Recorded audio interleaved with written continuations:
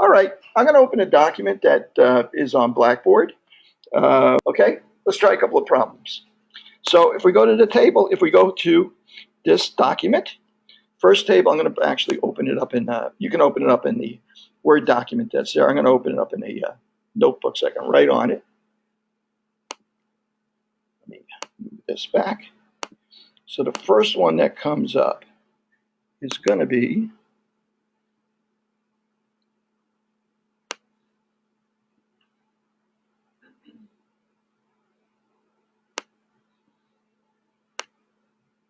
okay, let me get this out of the way. What page is this? Yep, that's the first one. Okay, first problem that comes up is kind of a review of the population distribution. Okay, so we'll get that out of the way. We'll get that squared away so we start to see differences here. If the total cholesterol values for a certain population are approximately normally distributed with a mean of 200 milligrams per 100 cc's and a standard deviation of 20, so mean of 200, standard deviation of 20, find the probability that an individual picked at random from this population will have a cholesterol value, say, between 180 and 220. So I'm going to have it here so I can do some drawing here.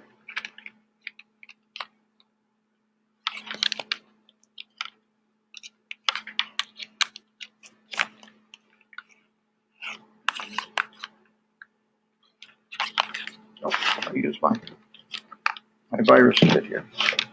Stand. Okay, so I'm going to draw this distribution. This is a population distribution. I'm going to draw it over here. Here's our normal distribution, approximately normal distribution. Okay, let me click away from this, make that. Okay, and our mean was 200. Okay, mu is equal to 200. Our standard deviation, sigma, is equal to 20. And we want to know what's the probability that we would pick a random individual between 180 and 220. Well, I'm not going to force you to go to the tables right now, but if we remember the empirical rule, what's the area between one standard deviation below 180 and one standard deviation above? How much? Yeah, roughly 68%, right? So the probability of our selecting an individual from this population, randomly selecting an individual, is about 68%, or 0.68, right? How about between 240 and 160 and 240? How many standard deviations are they? Yeah, 95, right? Right, because we're 2 standard deviations below and 2 standard deviations above, so it's roughly about 95%, right? So there's 5% chance of randomly picking out a person that's below or above that range. Okay, greater than 225 milligrams per liter. Okay, well, things are going to get a little sticky now, right? Because 225 is going to be a little bit more than 1 standard deviation, so I'm stuck. I can't use what did I say? Greater than 225. So now I have to calculate the z value, the z-score for that value, right? Which is going to be z is equal to 225 minus the mean, 180, over the standard deviation, which is 20. It's going to be 25 over. Did I do something wrong? Oh, I'm sorry. The mean is 200. I'm sorry. Yep. 200 minus, I'm sorry, I got the whole thing wrong. 225 minus 200 is 25 over 20, which is 1.25, right? Everybody agree? We all agree with that, right? I got that right, I hope. Okay, good. So what are we going to do now? Well, I can either open Excel and use norm dist or norm s dist to calculate what that proportion is that's there, or I can use the table. I'm going to go back. I have the table handy. So I'm going to use the z-table, and for the z-score, 1.201234 89 and a half. I'm going to call that 89 and a half. 89.5% of the distribution is below that, right? Remember that the way this particular z-table works is that it's giving us an area for the normal distribution to the left of that value of z. So I'm going to call it 89.4 actually. Right, so that's going to be 89.4. is to the left of that value. So what percentage of the population, or what's the probability of picking someone that would be above the value 225? Well, it's going to be 100% minus that, or one minus that, which is going to be 10.6%, or 0.106. Okay, everybody's comfortable with that? We've been doing that for a little while. How about less than 150? Less than 150, z-score there is going to be equal to 150 minus 200 over 20, which is going to be 50 minus 20 is going to be 2.5, 2.5 minus 2.5. Let's take a look at what the probability of selecting someone under 150 or under a z-score of negative 2.5. This is the last one I'm going to do on this. So that, okay, minus 2.50. That area is 0.006. Okay, so I'm going to go back here. So the area we're talking about there is 0.006, 0.6%. Okay, but we're dealing with a normal distribution here. We're dealing with a relatively normal distribution, and we're dealing with a population. We know mu, we know sigma, not a rare instance for us, right? So now let's move on to a second circumstance. Okay, I think I got it here. Okay, let's take a look at this. Okay, let's say now we go to that population that we were just looking at. Mean, what was the mean again? The mean was 200. The mean is equal to 200 for that population. And the standard deviation, sigma, is equal to 20.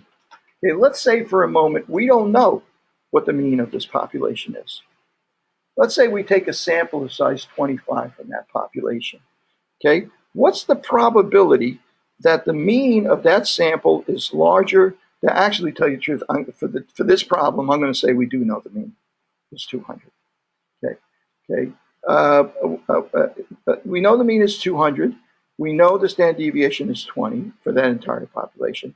Now the question is, if I take a sample of size 25, what's the probability that the mean of that sample is larger than 204? Well, what do I need to do there? I need to build a new distribution, which is the distribution of all the possible samples that I could get from that population. So what would that look like? Well, if I just repeatedly, over and over again, a million times took a sample of size 25 from that population, and I plotted them, created a histogram or a normal distribution, what it would look like is that half the time the sample mean would be below 200, half the time sample mean would be above 200, and every once in a while when we'll get it on exactly 200, right? So 200 is going to be the mean of all those samples that we took, repeated samples. But what's the standard deviation of this new distribution going to be? The standard deviation is going to be, is the standard error now, is going to be sigma over the square root of the sample size, which is going to be 20 over the square root of 25, which is going to be equal to 20 over 5, or it's going to be 4. So now, if I asked you, well, what's 2 standard deviations below this and 2 standard deviations above it? Well, one standard deviation below it is going to be now 196 and 204. And 2 standard deviations is going to be 192 and 208. Very different from the population, right? Much narrower than the population was. Okay, so what's the probability that if I were taking a random sample of 25 people from this population, that the mean that I would get for that sample would be larger than 204? Well, 204 is 1 standard deviation above the mean, right? So what's the probability that that sample of 25 people would give me that result? 16%, right? 16%, right? Because we've got 68% here. So that's about 34% on this part. So that leaves about 16% there. Did I lose any of you? You okay with that? Right? If I were going to 196, I would ask you, well, if I asked you what percentage of these sample, what's the probability that I would take a sample of size 25 and get a value between 196 and 204? What would that's 68%, just like before. The only thing that's changed is now we're dealing with a sample mean. right? Sample means. Okay, so what's the probability that the mean of that sample is between 192 and 204? No, we didn't do that yet. 192 and 204. Well, between 192 and 204 it's going to be, let's see, that's one standard deviation above and two standard deviations below, right? So it's this area in here. So if I look at that, this is going to be 2.5% down here, right?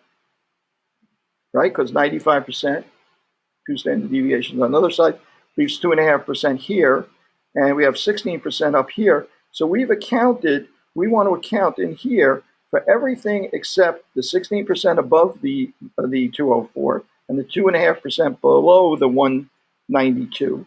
So it's going to be 100 minus 18.5%, or 81.5%, or 0.815. That's our probability of selecting someone that's that's taking a sample of 25 people from this population and getting a mean for that sample between 192 and 204. Okay? All right, let's take another look. Let's take a look at another one. Okay, this time. Okay, if we took repeated samples of size 25 from this population, within what range would we expect 95% of the sample means to fall? Okay, using the empirical rule. Two standard errors below and two standard errors above, right?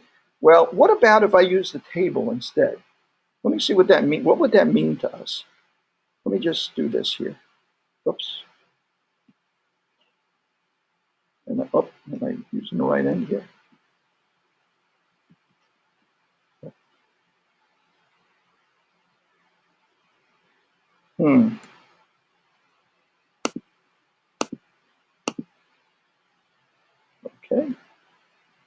Okay, let me draw this normal distribution again for my samples.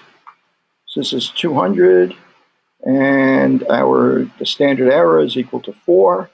Okay, and we're going to look at, two standard errors, two standard deviations below, and two standard deviations above. We're saying that that's 95%, right? Well, that implies, if I'm looking for what's outside of that 95%, then that implies that this area must be 2.5%, and this area must be 2.5%. Well, let's check to see if a z-score of -2 is really 2.5%. Okay, so let's go to our table. Okay, so let's look. The area is under here. I'm going to start with the negatives. So let's see. A z-score of -2 is not 2.5%. It's 2.28%. Right? Our empirical formula is just an estimate. So what is the real number that gives us 2.5% there? Let's see if we can find that area. 2.5% is going to be closest 1.9. So it looks like right here, which is a -1.96. Looks like the z-score that actually gives us an area below there of 2.5%. So if I go back here, the z-score that gives me 95% in the middle here is not actually 2, but it's 1.96, -1.96. Well, but what about on the other end? What's the z-score going to be up here that gives me a tail of 2.5%? It's going to be 2. It's going to be 1. It's symmetrical. It's going to be plus 1.96. Right? You want to check that? We can actually go there and check it, because if we use our z table, then this area to the left here should be 97.5%. Right? For a z-score of plus 1.96. Let's check it. 1.901234, and indeed it is, after all. Oh, let's see if I can't blow that up. I can't. Where is it? 1.9. There it is right there, 1.96. Okay. Do we get it? In other words, we've been lying to you a little bit. Right? The empirical formula is not perfect. It's an estimate, right? Truly, when we're saying to ourselves, a lot of times what we're going to be talking about this semester is that we want to be 95% certain about certain things. We want to say to ourselves, there's less than a 5% chance of being wrong about something. that, so when we're looking at the normal distribution, we're going to say to ourselves, you know, when I look at this, I want to say to myself, well, if I take a random sample from this population, I want to say to myself, well, if I'm willing to accept 5% chance of being wrong, where do I want to draw the line here on this normal distribution? Well, since it has two ends here, I could be wrong low or I could be wrong high. If I say 5% is my tolerance for being wrong, then I'm going to set my limit at the bottom at 2.5% and at the top 2.5%. So now all of a sudden that z-score of 1.96 becomes very important to me. I want my calculations of my differences between something and my mean to be within that range of 1.96 below, 1.96 above, to be in a situation where I have less than 5% chance of being in those tails, getting a value that's outside of that range. Okay, so that 1.96 is going to be important to us. That's the idea of having, say, 95% confidence in something. Well, 95% confidence in something is not necessarily what I want all the time. Let's say I'm willing to settle for 90% confidence, right? Okay, so if I'm willing to settle for 90% confidence, instead of using 1.96, would the z-score I'm using be a smaller number or a bigger number? Remember, now I'm willing to have 5% at the lower tail, 5% at the upper tail. So what happens to my z-score? It's a smaller number, right? How about if I want to be 99% certain? It's got to go further out because I'm only want 0.5% in either tail, right? So I got to be further away from the middle for me to say that I'm outside of the area I want to be in. So right now that doesn't mean too much to us, but it will as we start to move on. How are we doing on time? Okay, we're doing real well on time. Okay, good. All right, so let's take a look at the next problem. Okay, so now we're going to get away from using the empirical formula anymore because we want to be more precise. Okay, so let's take a look at this distribution. The weights of adult males from 18 to 65 is approximately normally distributed with a mean of 165 and a standard deviation of 30 pounds. So I've just told you about this population, right? Okay, now I'm going to ask you, what's the probability that one randomly selected male will weigh less than 150 pounds? That's easy because now I'm dealing with the population. I didn't ask you about sample size, anything else, no sample size involved. I know that I can calculate the z-score, the difference between 165 and 150, which is 15. That's half a z-score below. So I can look up the z-score of negative 0.5 and find what that area is to the left of that, and I can solve that. What's the probability one randomly selected male? There's a slight typos there in the next two. Okay, so this is very much like the problems we solved before when we were dealing with the population. Let's get away from the population now. Okay, what's the probability that 25 randomly selected males from the above population will have a mean weight of more than 180 pounds? So I'm going to draw this.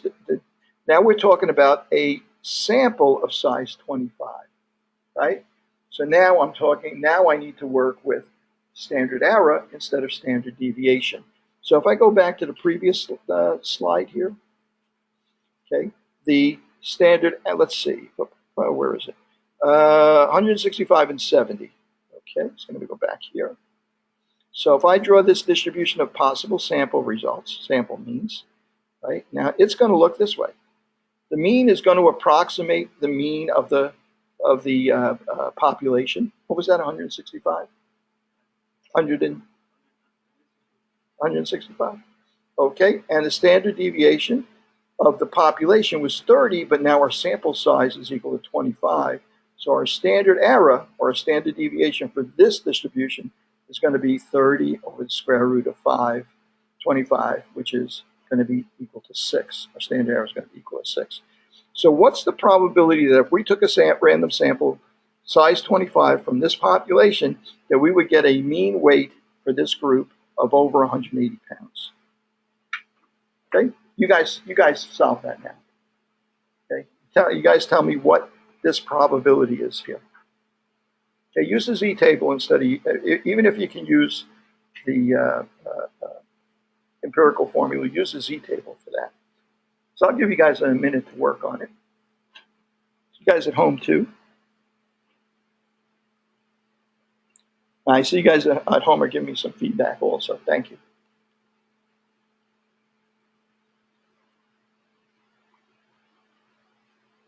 I do a lot of work with cooling towers, and a lot of times people in buildings give me samples in drinking water bottles. So whenever I drink water out of a drinking water bottle, I'm a little nervous about whether it's a sample someone's given me from a cooling tower or if it's an actual like real bottle of water.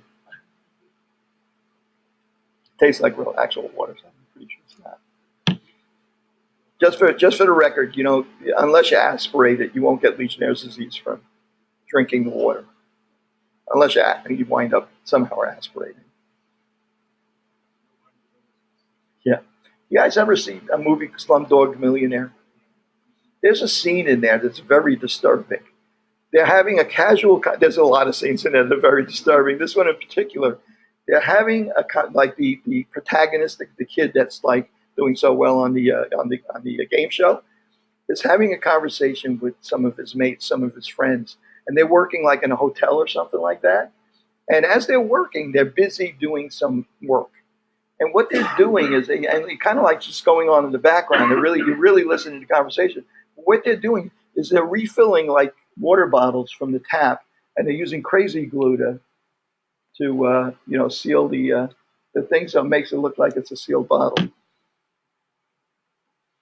So next time you buy water from a guy on the street that's giving them out on the corner, think about that.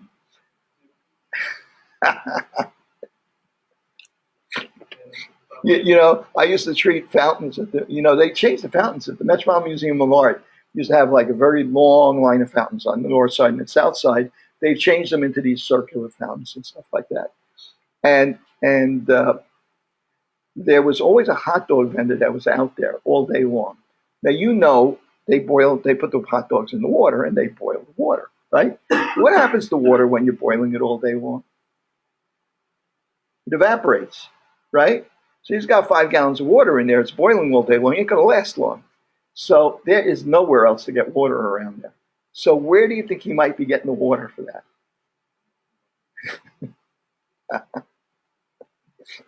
I haven't actually seen him doing it, but I know he runs out of water and he never leaves that cart. So, okay, let's see what we got. Anybody have an answer for me? I'm sorry, 0.006. Okay, so let's see what we got. We have the difference with z is equal to x minus mu over so in this case, the standard error, right? So it's going to be equal to 180 minus 165 over 6 is equal to 15 over 6 is equal to 2.5, 2.5, and we just did that, right? 2.5. And 2.5 turned out to be an area. If I go to this direction, right? If I go to the table, it's actually I have to do this kind of the opposite. 2.5, 2.50 is 0.994. So I subtracted from 1 to get the remaining area on the right-hand side, and it'd be 0.006 as you mentioned. Now notice one of the things I could have done, and I know that these are symmetrical. So since I want the area in the tail, if I want to avoid having to subtract from 1, all I have to do is find the area for negative 2.5, right? And it's the same area, 0.006. I don't have to bother subtracting from 1 because that area is going to be the same as that area if it's the same number of standard deviations or standard errors from the mean. Okay, what's the next part of that? Is there another part of that? Okay, let's move on to the next one. Okay, so, good. Okay, so we're going to be moving on to some interesting stuff shortly. After this one, let's take a short break. Get a drink of water, relax a little bit, because I'm going to throw another curve at you, which is kind of introducing stuff we're really going to start to get into in more detail next week. I think that's what I'm going to do. Hang on a second. Yeah, I'm pretty sure that's what's going to happen. Okay, let's take a look at this one. Engineers who design motorcycle helmets for adult males I've actually found this on the internet. I stole this for someone. It sounded like an interesting problem. To consider the widths of have to consider the widths of male heads, I guess. Right? It makes sense, right? So you could say it could have been shoes, right? Didn't have to be helmets. Assuming that the mean width of a male head is 6 inches with a standard deviation of 1 inch. I guess that could be true, right? And it's approximately normally distributed. What's the probability that a single randomly selected male would have a head with a width of more than 6 inches?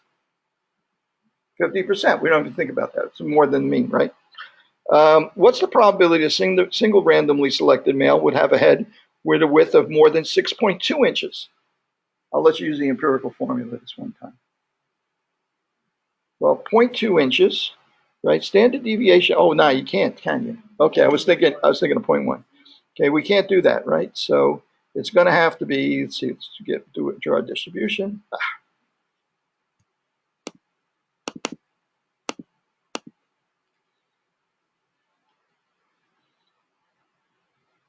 Okay, this is population now. So the mean is 6, and the standard deviation is equal to 1. Okay, and 6.2 will be here. 6.2, so z is equal to x minus mu over sigma is equal to 6.2 minus 6 over 1 is equal to 0.2. 0.2. So we're looking, what's the probability that male would have a width of more than 6.2 inches? Well, I would have to find a z-score for plus 0.2 and subtract it from 1. But I just gave you a dirty little secret that you could do is just find it for negative 0.2. Right? If I do it for negative 0.2, it's 42%, right? 0.42.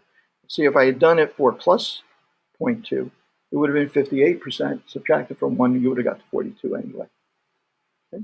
So that's what we get for that. That's for the population. Okay, what's the probability that 100 randomly selected males have a mean head width of more than 6 inches? Take a sample of 100 now. What's the probability that the mean of that sample would have a the mean of that sample of 100 people, males, would have a head width of more than 6 inches? 50% again, right? Because our sample distribution is going to have the same mean. It's going to have a smaller standard deviation, standard error, but it's going to have the same mean. It's going to approximate the same mean. Okay, let's go to the next part of this. What's the probability that 100 randomly selected males would have a mean head width of more than 6.2 inches? Same 6.2 inches, except now we're looking at a sample size of 100. Let's see what that might be. I'm going to draw this again, except this time it's a sample distribution. I could actually draw it narrower if I wanted to. The mean of all these samples of size 100, remember size 100, right? This distribution represents the distribution of all the outcomes for size 100 that we might take. Okay, and that's going to be that's also going to be 6 inches, right? Except this time now, our standard error is going to be equal to sigma over the square root of n, which is going to be equal to 1 over the square root of 100, which is 10, is going to be equal to 1/10 of an inch. So 6.2 is going to be out here. It's going to be 2 standard deviations above the mean, right? 2 standard deviations. Now, very different, same number, but now it's 2 standard deviations above the mean. So what's this area going to be equal to? What's the probability of getting an average of 100 people? Okay, so let's see. Okay. Let me find my table. I'm actually going to use the table instead of the empirical formula. Okay, plus 2 plus 2.0 is going to be 97.72. So it's going to be 2.3 roughly. 2.3% is the likelihood of 0.23 would be the likelihood. I could have also done this by looking at -2 because it's symmetrical, and that tail would be the same percentage as the tail we looked at, -2, which would be 2.3%. Okay, same deal. Okay, so now the next question is that this person brings up is based on that last result that we got, that we only get a result like only less than 3%, only 2.3% of the time that we would get a result that far above that far above 6. The designer says that he doesn't have to design for heads larger than 6.2 inches. Does that make sense, that conclusion? Why does that not make sense? Right? Exactly right. 6.2 inches is the likelihood of taking a sample of 100 people and getting a mean above 6.2 inches, right? The real population has 40% of the population has heads bigger than 6.2 inches, right? That's the difference between the sample mean and the population, the sample distribution and the population distribution. He needs to design for the population, right? He needs to design for people that are going to have heads between the standard deviation is 1. He needs to design for people that have heads between 4 inches and, that seems pretty severe, right? 4 inches and 8 inches, right? Because that's your 95% of the pop. I guess that standard deviation is pretty silly, right? That's what he needs to design for. Here, he can't design for heads that are between 5.8 and 6.2 because that's the average for 100 people, not for the real population. So that's why that logic would be flawed. Okay, let's take a 10-minute